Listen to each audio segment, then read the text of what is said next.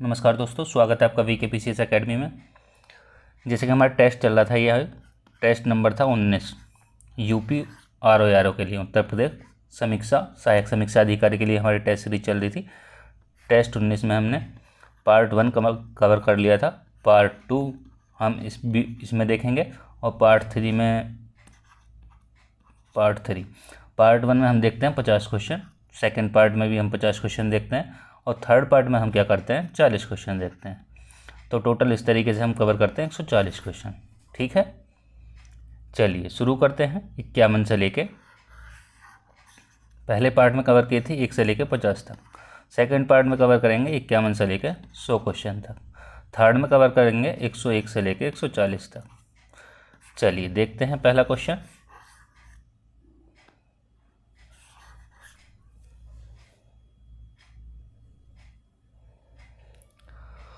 Question है, निम्नलिखित कथनों पर विचार कीजिए। पहला कथन है, दशक 2001 से 11 के दौरान भारत की जनसंख्या वृद्धि ब्राज़ील की कुल जनसंख्या वृद्धि के बराबर रही। नहीं, ऐसा नहीं है, ये गलत हो जाएगा, ज़्यादा थी। सेकंड है, दशक 2001 से 11 के दौरान भारत की जनसंख्या वृद्धि दर कितनी रही है? 17.7% रही। तो ये आपका सही हो जाएगा, ऑप्शन नंबर हो जाएगा 2 राइट। ठीक है, यदि देखें कितनी रही थी, ये रही थी 19.5 ब्राज़ील की जनसंख्या वृद्धि दर। ठीक, पहले पे जनसंख्या के मामले में कौन आता है यदि देखा जाए तो? पहले पे आता है चीन, दूसरे पे देखें तो कौन आता है? भारत। तीसरे पे देखें तो तीसरे पे कौन आता है? USA। और चौथे पे बात करें तो चौथे पे आता है इंडोनेशिया। और पाँचवें पे बात करें तो पाँचवें पे आता है आपका ब्राज़ील। तो ये आपको ध्यान रखना है कि ये जनसंख्या के मामले में कौन कौन से देश कितने नंबर पे? पहले पे चीन, दूसरे पे भारत, तीसरे पे USA, चौथे पे इंडोनेशिया और पाँचवें में आपका ब्राज़ील। यदि हम क्षेत्रफल के मामले में बात करें तो क्षेत्रफल के मामले में बात करेंगे तो पहले पे आ जाएगा आपका रूस, दूसरे पे आ जाएगा आपका कनाडा, तीसरे पे की बात करें तो तीसरे पे आ जाएगा आपका USA, चौथे पे बात करें तो आ जाएगा आपका चीन, पाँचवें पे बात करें तो आ जाएगा ब्राज़ील, छठे पे बात करें तो आ जाएगा ऑस्ट्रेलिया और सातवें पे बात करें तो आ जाएगा भारत। तो भारत क्षेत्रफल के मामले में आता है सातवें नंबर पर, और यदि देखें जनसंख्या के मामले में तो जनसंख्या के मामले में आता है दूसरे नंबर पर। ठीक है, चलिए नेक्स्ट क्वेश्चन देख लेते हैं। क्वेश्चन है, कथन कारण दिए हैं। कथन दिया है, भारत में माल्थस के सिद्धांत 1921 से पूर्व लागू होते थे। और सेकंड है इसमें, दशक 1911 से 21 के दौरान भारत की जनसंख्या में वास्तविक गिरावट देखी गई। इसमें आपके दोनों सही हो जाएंगे और व्याख्या भी आपकी सही होगी। ऑप्शन हो जाएगा आपका A राइट। यदि माल्थस की हम बात करें तो ये कहाँ के थे? ये थे इंग्लैंड के। ऐसी छोटी छोटी चीज़ें आपको ध्यान रखनी है। इनकी एक बुक थी, कौन सी? An essay on principle of population. An essay on the principles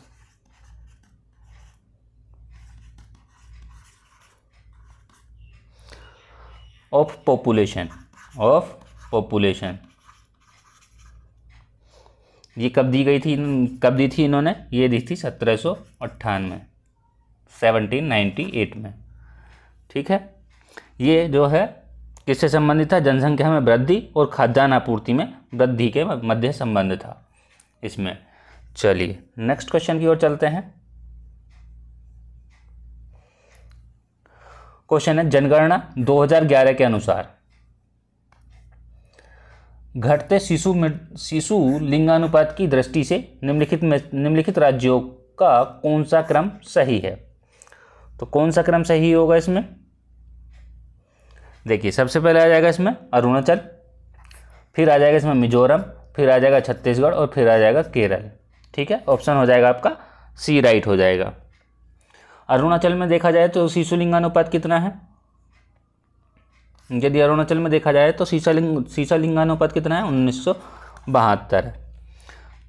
यदि बात करें मिजोरम की, मिजोरम और प्लस मेघालय में, मिजोरम प्लस मेघालय की बात करें, दोनों में कितना है? तो वो है 1970। बात करें छत्तीसगढ़ की, छत्तीसगढ़ में कितना है? छत्तीसगढ़ में है 963। और केरल की बात करें तो केरल में है 900,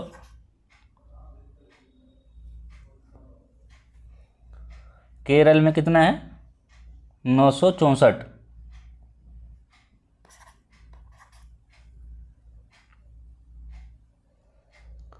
ये छत्तीसगढ़ में 63 नहीं, 69 है। ठीक है, ध्यान रखेंगे 69।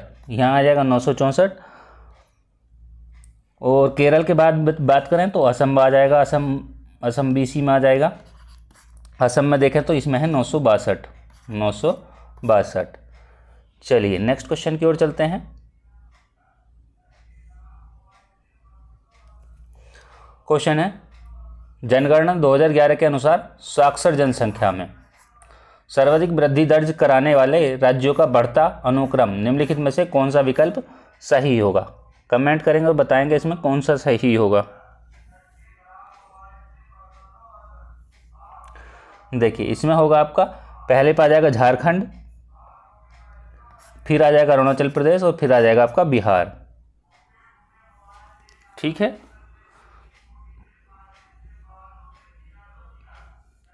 यदि बात करें झारखंड की, झारखंड में झारखंड, अरुणाचल प्रदेश और बिहार में, ठीक है, सर्वाधिक वृद्धि दर्ज करने वाले हैं। चलिए नेक्स्ट देखते हैं। क्वेश्चन है, भारत में सर्वाधिक दशकीय वृद्धि के बारे में पूछा गया है। निम्नलिखित में से किस दशक में देखी गई? तो किस दशक में देखी गई है? ये देखी गई है आपकी 1961 से लेकर 1971 के बीच, 1961 से 1971। ठीक है, यदि बात करें 1951 से 61 की, 1961 और 71 के बीच में कब कितनी देखी गई है? यहाँ देखी गई 24.6। यदि बात करें 51 और 61 की, यहाँ देखी गई 21.4%, यहाँ 24.6%। यदि 71 और 81 की बात करें तो यहाँ देखी गई है 22%। और यदि 81 और 91 की बात करें तो यहाँ देखी गई है 23.6%। ठीक है, यदि बात करें 2001 से 2011 के बीच, 2011 के बीच कितनी देखी गई है? 17.5%। तो ध्यान रखेंगे। चलिए नेक्स्ट देखते हैं। क्वेश्चन है, जनगणना 2011 के अनुसार घटते अनुसूचित जाति जनसंख्या की दृष्टि से निम्नलिखित राज्यों का कौन सा क्रम सही है? कमेंट करेंगे और बताएंगे इसमें कौन सा सही होगा 56 नंबर के लिए।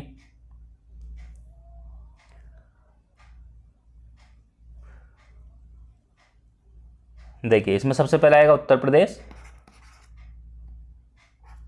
सबसे पहले उत्तर प्रदेश आएगा। उत्तर प्रदेश की बात करें तो बात करें तो पश्चिम बंगाल आएगा। उसके बाद बात करें तो बिहार आएगा।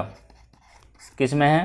पहले पे उत्तर, दूसरे पे पश्चिम बंगाल, तीसरे पे बिहार। उत्तर प्रदेश, पश्चिम बंगाल, बिहार। ऑप्शन हो जाएगा बी राइट। चलिए नेक्स्ट देखते हैं। क्वेश्चन है, जनगणना 2011 के अनुसार अनुसूचित जनजातियों के संदर्भ में निम्नलिखित कथनों पर विचार करना है।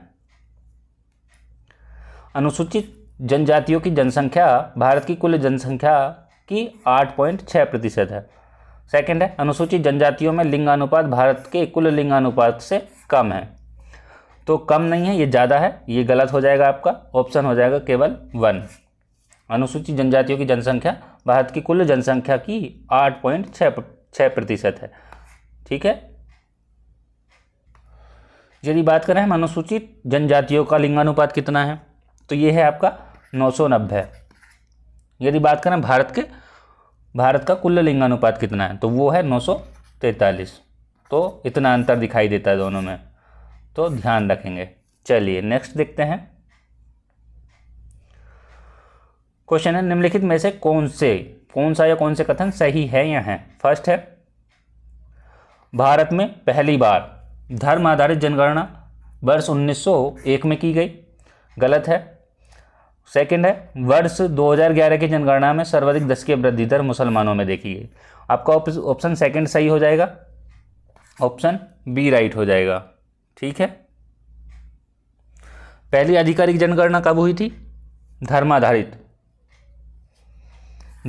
जो जनगणना हुई थी वो हुई थी आपकी 2001 में, ना कि 1901 में, 2001 में हुई थी। यदि दूसरी की बात करें, दूसरी कब हुई थी? ये तो हो गई फर्स्ट। दूसरी हुई थी आपकी 2011 में, 2011 में हुई थी। और जो मुस्लिमों की संख्या है तो वो कितने, 10 की वृद्धि दर जो है वो कितनी है? वो है 24.6।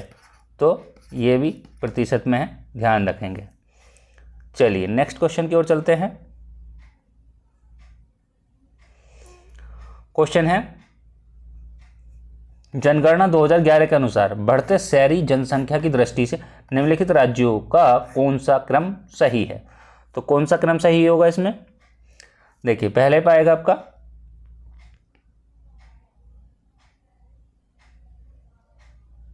महाराष्ट्र, पहले पे महाराष्ट्र आएगा, फिर उसके बाद आएगा उत्तर प्रदेश, महाराष्ट्र आएगा, फिर आएगा उत्तर प्रदेश, और फिर उत्तर प्रदेश के बाद आएगा आपका तमिलनाडु, और तमिलनाडु के बाद बात करें तो कौन सा आएगा? बढ़ते शहरी जनसंख्या की दृष्टि से तो पहले पे महाराष्ट्र, ये नहीं होगा, ये गलत हो जाएगा। बढ़ते शहरी जनसंख्या की दृष्टि से महाराष्ट्र, फिर उत्तर प्रदेश और फिर तमिलनाडु।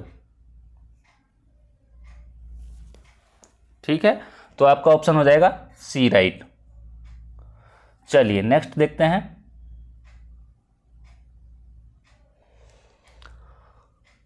क्वेश्चन है, वर्ल्ड पॉपुलेशन प्रोस्पेक्टस 2024 के अनुसार विश्व की जनसंख्या वृद्धि दर में तेजी से कमी आ रही है। सही है। 1960 के दशक के बाद विश्व में युद्ध एवं महामारियों का प्रकोप रहा। ये आपका गलत हो जाएगा, ए सही आर गलत। ऑप्शन हो जाएगा आपका सी राइट। चलिए नेक्स्ट क्वेश्चन की ओर चलते हैं। क्वेश्चन है, वर्ष 2024 में भारत का विश्व में इस्पात उत्पादन में कौन सा स्थान है? तो इसमें है आपका द्वितीय स्थान है भारत का। कौन सा स्थान है भारत का? दूसरा। प्रथम में कौन है? प्रथम में चीन है, दूसरे में भारत आ जाएगा, तीसरे की बात करें तो जापान आ जाएगा, और हम चौथे की बात करते हैं तो यूएसए आ जाएगा, संयुक्त राज्य अमेरिका। चलिए नेक्स्ट क्वेश्चन की ओर देखते हैं। क्वेश्चन है, निम्नलिखित युग्मों में से कौन सा सही सुमेलित नहीं है? एल्युमिनियम संयंत्र दिए हैं और अवस्थिति दी है। कमेंट करेंगे और बताएंगे कौन सा सही होगा इसमें।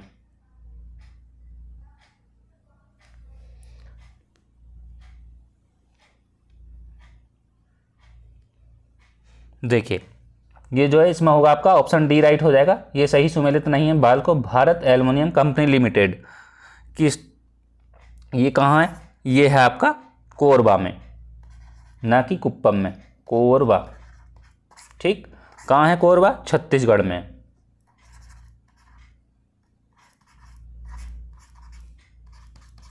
सलेम की बात करें तो ये कहाँ है? तमिलनाडु में। रेणुकूट कहाँ है? उत्तर प्रदेश में। हीराकुड की बात करें तो यह है आपका ओडिशा में। इसकी बात करें किस नदी पर है? तो यह है महानदी पर। ठीक, ध्यान रखेंगे। यदि बात करें हम बालको की, ये किसकी सहायता से कंपनी लगाई गई थी कोरबा में? तो ये लगाई गई थी रूस की सहायता से। इंडाल्को की बात करें, इंडाल, ये किसकी सहायता से लगाई गई थी? ये लगाई गई थी आपके कनाडा की सहायता से। बात करें इसकी हिंदुस्तान एल्युमिनियम हिंडाल्को की, हिंदुस्तान एल्युमिनियम कॉरपोरेशन लिमिटेड, ये लगाई गई थी यूएसए की सहायता से। बात करें माल्को की, माल्को की, ये माल्को जो है ये किसकी सहायता से लगाई गई थी? ये लगाई गई थी इटली की सहायता से। तो ये आपको चीज़ें ध्यान रखनी है, क्वेश्चन आ सकता है यहाँ से। चलिए नेक्स्ट देखते हैं।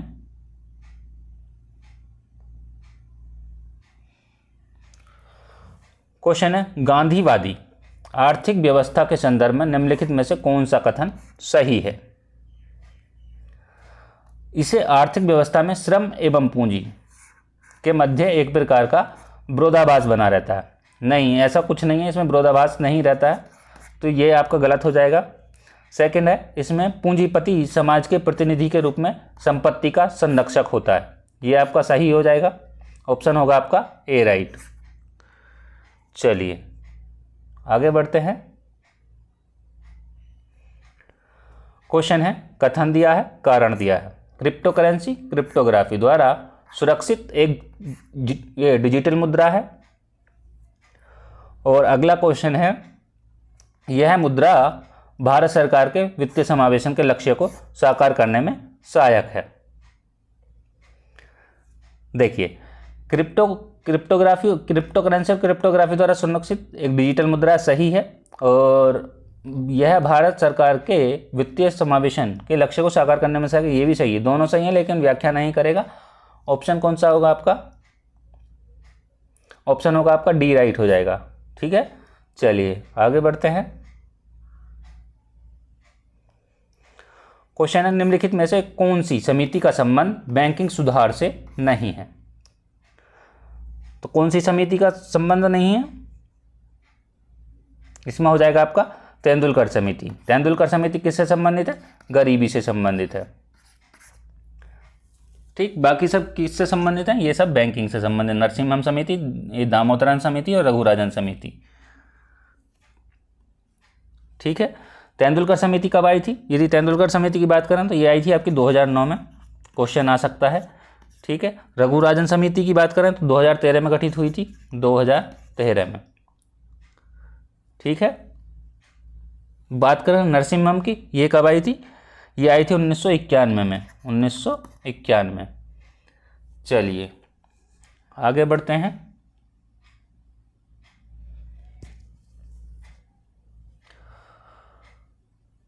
निम्नलिखित में से कौन सा आपूर्ति आधारित मुद्रास्फीति के कारक है?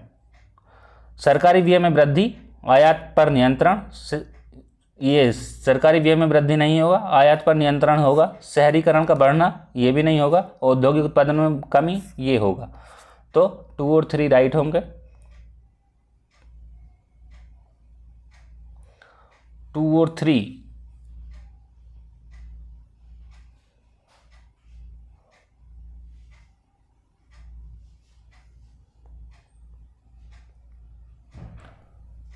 2 3 नहीं, अच्छा 2 4 है, 2 4 सही होंगे। इसमें 2 4 में हो जाएगा आपका बी राइट। ठीक है, चलिए नेक्स्ट देखते हैं। क्वेश्चन है, निम्नलिखित में से कौन भारतीय ये अंतर्राष्ट्रीय मुद्रा कोष के संदर्भ में भारत सरकार के एजेंट के रूप में कार्य करता है? डायरेक्ट पकड़ ले जाएंगे, कौन सा है? रिजर्व बैंक होगा, जिसको हम आरबीआई भी कहते हैं, आरबीआई। ठीक है, देखिए स्टेट बैंक की स्थापना कब हुई थी? यदि इसकी बात करें, भारतीय स्टेट बैंक एसबीआई, इसकी स्थापना कब हुई थी? ये हुई थी 1955 में, इसकी स्थापना हुई थी। इलाहाबाद बैंक की बात करें तो ये 1865 में हुई थी, 1865 में हुई थी। और बात करें पंजाब नेशनल बैंक की, पंजाब नेशनल बैंक की कब हुई थी? 1894 में हुई थी। और आरबीआई की बात करें तो 1935 में हुई थी। ये भी आपको स्थापना ध्यान रखनी है, कब कब स्थापना हुई है, क्योंकि इनका क्रम पूछ लेता और पूछा भी गया है। ठीक है, PYQ में। चलिए देखिए, मुद्रास्फीति जो होती है, मुद्रास्फीति 2 प्रकार की होती है। कौन कौन सी? यदि देखें तो मांग जनित होती है, मांग जनित मुद्रास्फीति, मांग जनित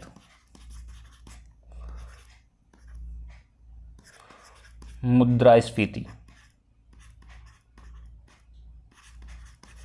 और एक होती है लागत जनित मुद्रास्फीति।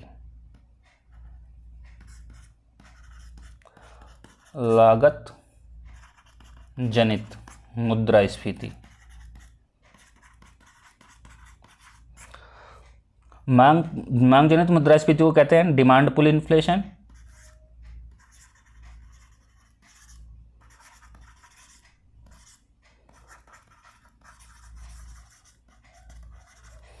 और इसको कहते हैं कॉस्ट पुल इन्फ्लेशन, ध्यान रखेंगे।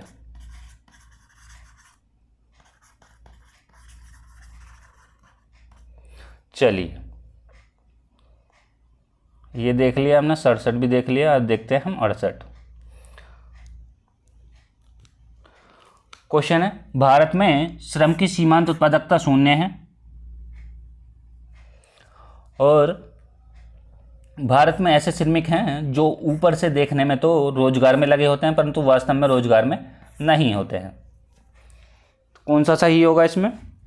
देखिए इसमें दोनों सही होंगे और व्याख्या नहीं करेगा। ऑप्शन कौन सा हो जाएगा आपका? ऑप्शन हो जाएगा आपका डी। चलिए नेक्स्ट आगे देखते हैं।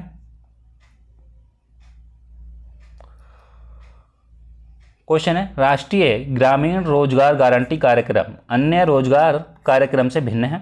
यह रोजगार की एक योजना न होकर एक कानूनी व्यवस्था है। कौन सा होगा सही इसमें? इसमें देखिए दोनों सही हैं। राष्ट्रीय ग्रामीण रोजगार गारंटी, जिसको मनरेगा भी कहा जाता है, मनरेगा, ठीक, दोनों सही हैं और व्याख्या भी करता है। तो आपका ऑप्शन हो जाएगा ए राइट। ठीक है। कब स्थापना हुई थी इसकी? इसकी स्थापना हुई थी 2 फरवरी 2006 को। 2 फरवरी 2006 को स्थापना हुई है। इसमें क्या होता है? 100 दिन, इसका कार्य क्या है? 100 दिन का रोजगार, उद्देश्य क्या है? 100 दिन का रोजगार उपलब्ध कराना। 100 दिन का रोजगार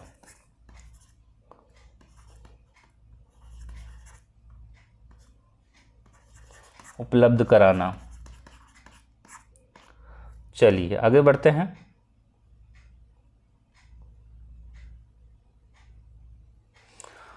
क्वेश्चन है, निम्नलिखित में से कौन सा वैश्विक बहुआयामी सूचकांक निर्धनता सूचकांक जारी करने का आधार नहीं है? आधार नहीं है। ठीक है। देखिए इसमें स्वास्थ्य है, शिक्षा भी है, जीवन स्तर भी है। ये 3 तो इसके आधार हैं, लेकिन इसमें पूछा गया नहीं है तो इनको काट देंगे और इसमें हो जाएगा आपका ऑप्शन 4, ऑप्शन ए राइट हो जाएगा। चलिए नेक्स्ट देखते हैं। करंट का क्वेश्चन है सितंबर 2024 में प्रधानमंत्री द्वारा पहली वंदे मेट्रो ट्रेन नमो भारत रैपिड रेल का उद्घाटन किया गया। इस ट्रेन का संचालन निम्नलिखित में से किन 2 रेलवे स्टेशन के मध्य किया गया? तो किन 2 के किया गया था? तो अहमदाबाद और भुज के बीच किया गया था। चलिए अगले क्वेश्चन की ओर चलते हैं। क्वेश्चन है, मिशन मौसम के संदर्भ में निम्नलिखित कथनों पर विचार करना है। फर्स्ट है, इस मिशन के लिए 2000 करोड़ रुपए का परिव्यय निर्धारित किया गया। सही है। इसको मौसम विज्ञान एवं प्रौद्योगिकी मंत्रालय द्वारा कार्यान्वित किया जाएगा। ये आपका गलत हो जाएगा क्योंकि इसको केंद्रीय पृथ्वी विज्ञान मंत्रालय द्वारा किया गया था। केंद्रीय पृथ्वी विज्ञान मंत्रालय। ऑप्शन को हो जाएगा आपका डी राइट। चलिए आगे बढ़ते हैं। क्वेश्चन है, अगस्त 2024 में आपदा जोखिम प्रबंधन के लिए बीमा समाधान को कार्यान्वित करने वाला देश का पहला राज्य बना है। तो कौन बना है? वो बना है नागालैंड। क्वेश्चन है, राष्ट्रीय हिंदी विज्ञान सम्मेलन 2024 कहाँ आयोजित किया गया? तो कहाँ आयोजित किया गया था? भोपाल में आयोजित किया गया था। नेक्स्ट देखते हैं। क्वेश्चन है, मार्च 2024 में बरेठी सौर ऊर्जा परियोजना 630 मेगावाट की आधारशिला निम्नलिखित में से कौन से स्थान पर रखी गई? तो कौन से स्थान पर रखी गई थी? छतरपुर। कहाँ है? मध्य प्रदेश में। नेक्स्ट देखेंगे।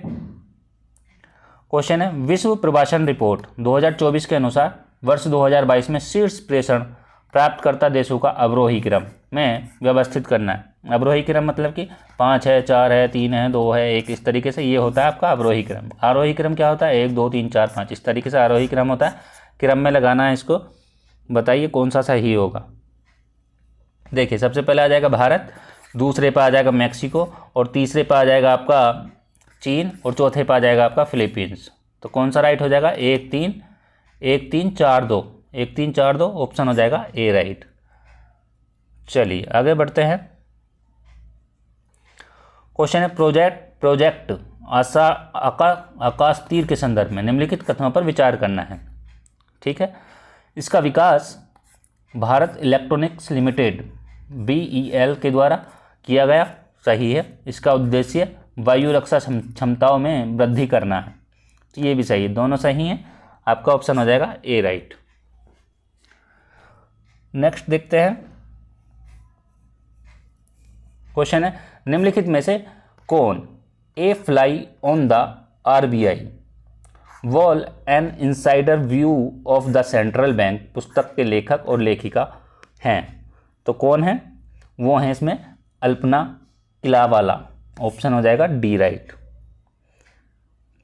चलिए नेक्स्ट देखते हैं इसमें। क्वेश्चन है हाल ही में निम्नलिखित में से किस राज्य के 108 स्थानों पर सर्वाधिक लोगों द्वारा एक साथ सूर्य नमस्कार करने का गिनीज वर्ल्ड रिकॉर्ड बनाया गया?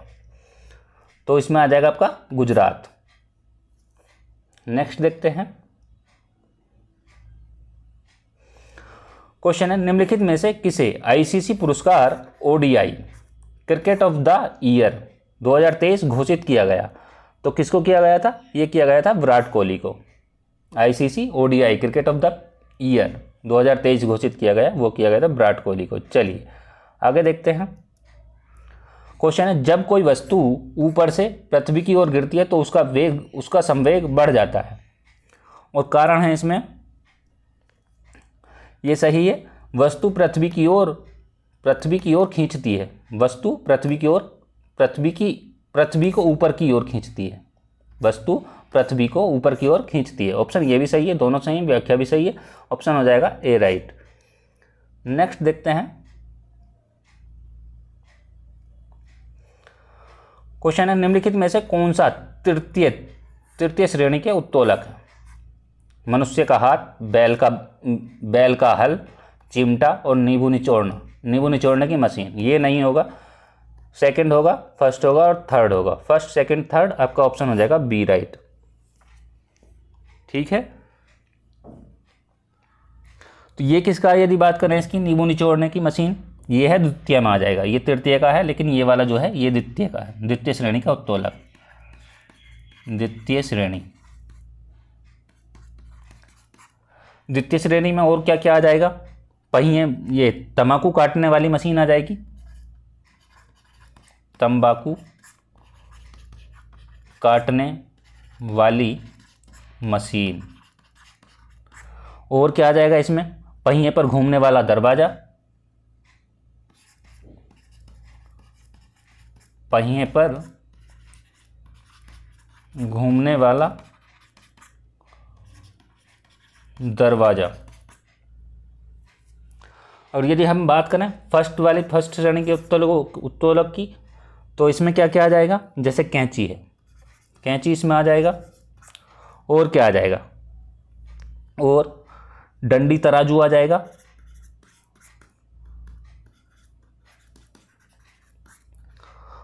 और क्या आ जाएगा इसमें? तराजू। और आ जाएगा इसमें प्लास।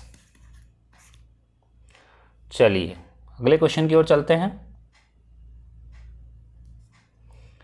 क्वेश्चन है गतिज ऊर्जा के संदर्भ में निम्नलिखित कथनों पर विचार करना है।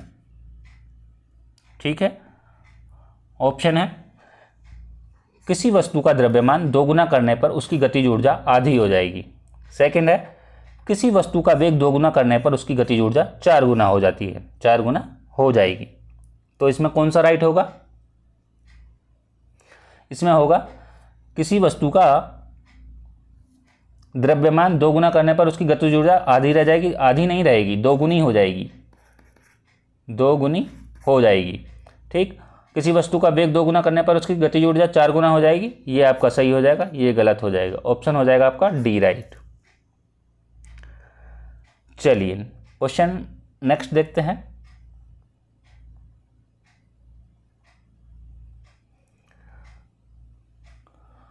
क्वेश्चन है, तेज आंधी आने पर टीन की छत उड़ जाती है, छत के ऊपर का दाब कम हो जाता है।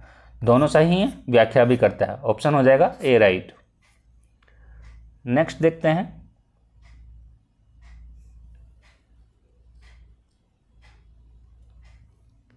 क्वेश्चन है, शीत प्रकोष्ठ में भंडारित फल अधिक समय तक क्यों चलते हैं? तो इसमें हो जाएगा स्वशोषण की दर घटा दी जाती है। ऑप्शन हो जाएगा आपका सी राइट। चलिए नेक्स्ट देखते हैं।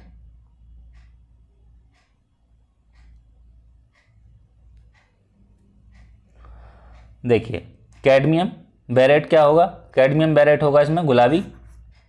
जिंक सल्फेट की बात करें तो हरा हो जाएगा, और मैग्नीशियम टंगस्टन की बात करें तो हल्का नीला हो जाएगा, और जिंक बोरिलियम की सल्फेट की बात करें तो पीला हो जाएगा। कौन सा सही हो जाएगा? ए का 2 बी का फर्स्ट। ए का 2 बी का फर्स्ट आपको एक ही में मिल रहा है, इसमें भी नहीं है, इसमें भी नहीं है, बी ऑप्शन में मिल रहा है। चलिए आगे देखते हैं।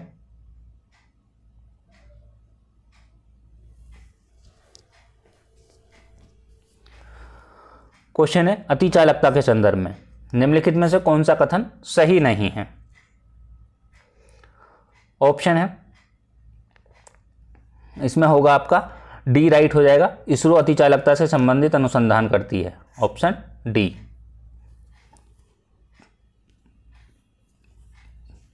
चलिए अतिचालकता की खोज कब हुई थी? यदि बात की जाए इसकी खोज कब हुई थी, खोज की बात करें तो 1911 में हुई थी। किसके द्वारा की गई थी? ये की गई थी मर्लिंग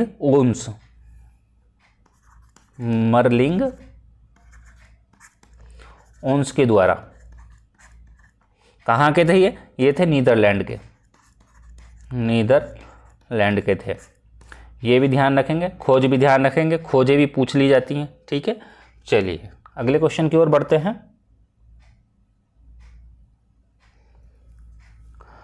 क्वेश्चन है, निम्नलिखित में से कौन सा एक युग्म सही सुमेलित नहीं है? तो कौन सा युग्म सही सुमेलित नहीं है? इसमें आपका होगा होलोग्राफी इससे संबंधित नहीं है। तो किससे संबंधित है? डेनिस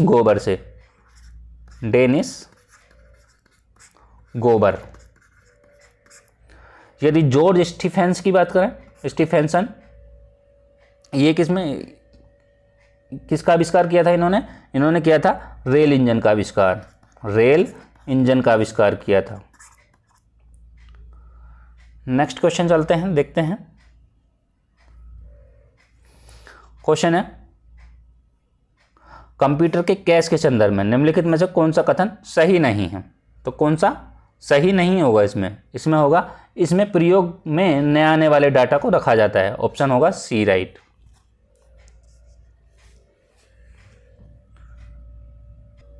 या बात करी जाए कैश की, कैश क्या होता है? मेमोरी का एक ही भाग जिसे अस्थायी स्टोरेज के लिए प्रयोग किया जाता है। ठीक है, चलिए अगले क्वेश्चन की ओर बढ़ते हैं। क्वेश्चन है, निम्नलिखित कथनों पर विचार कीजिए।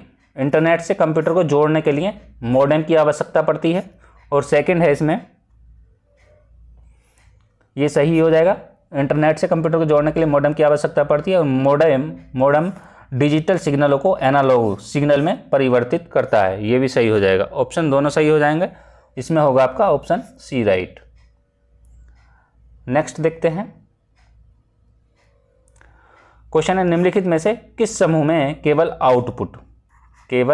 आउटपुट डिवाइस हैं? कौन सा ऑप्शन सही होगा? इसमें आएगा पहला प्लॉटर, प्रिंटर और मॉनिटर। ऑप्शन हो जाएगा डी राइट। ठीक है, यदि बात करें हम इनपुट उपकरण की, इसमें क्या क्या आएगा आपका? इसमें आएगा जैसे कि कीबोर्ड हो गया, कीबोर्ड हो गया, माउस हो गया, और क्या आ जाएगा, स्कैनर हो गया। और बात करें तो स्कैनर के बाद लाइट पेन हो गया। तो ये क्या है, आपके इनपुट उपकरण हैं। और जो आउटपुट उपकरण है, प्लॉटर, प्रिंटर, मॉनिटर। चलिए अगले क्वेश्चन की ओर बढ़ते हैं।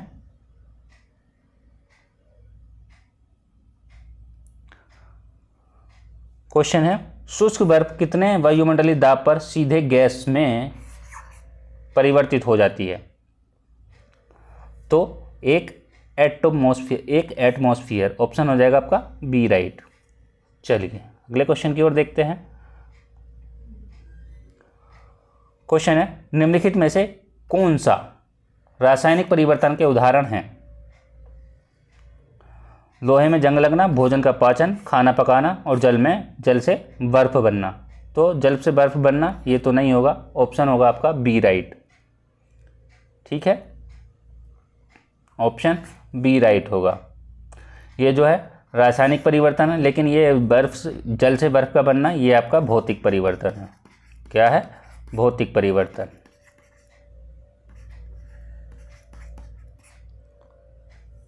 चलिए अगला क्वेश्चन देख लेते हैं।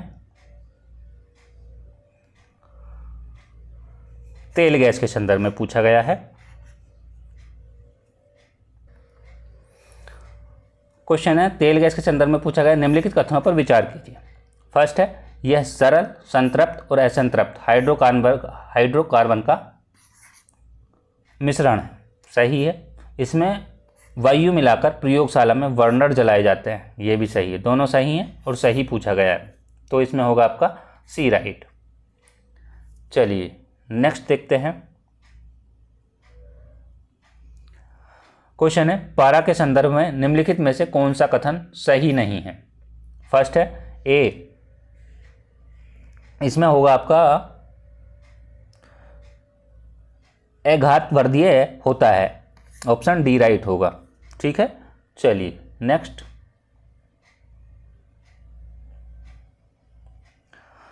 क्वेश्चन है, माइटोकॉन्ड्रिया कोशिका का बिजली घर कहा जाता है।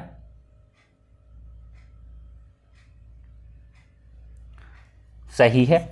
सेकंड कारण है, यह जीवन के लिए आवश्यक रासायनिक क्रियाओं को करने के लिए ऊर्जा प्राप्त करता है। यह भी सही है, दोनों सही है, व्याख्या भी करता है। ऑप्शन हो जाएगा आपका ए राइट। नेक्स्ट देखते हैं। क्वेश्चन है, निम्नलिखित में से कौन सा संयोजी ऊतक है? संयोजी ऊतक है, रक्त है, एरियोलर भी है, अस्थि भी है और उपास्थि भी है। ऑप्शन हो जाएगा आपका डी राइट। नेक्स्ट देखते हैं। क्वेश्चन है, पेनिसिलिन जैसे एंटीबायोटिक मानव शरीर पर कोई प्रभाव नहीं पड़ता है, और कारण है मानव की क्रियाएं कोशिका भित्ति का निर्माण करती हैं। ये आपका सही है, ये गलत हो जाएगा। चलिए इसमें हो जाएगा आपका सी राइट। कोशिका भित्ति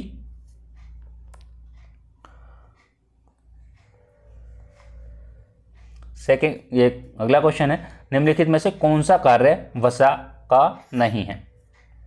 तो कौन सा कार्य नहीं है वसा का? तो शरीर में यह गैसीय संवहन के रूप में कार्य करता है, यह नहीं है। ऑप्शन बी राइट हो जाएगा। इसमें वसा का कार्य वसा का नहीं है। नेक्स्ट देखते हैं। क्वेश्चन है, निम्नलिखित में से कौन सा एक युग्म सही सुमेलित नहीं है? तो कौन सा सुमेलित नहीं है इसमें? इसमें होगा आपका रिप्सिन, वसा का ग्लिसरीन में परिवर्तन। तो इसमें क्या होगा? इसमें होगा प्रोटीन और पेप्टिन। प्रोटीन और पेप्टिन।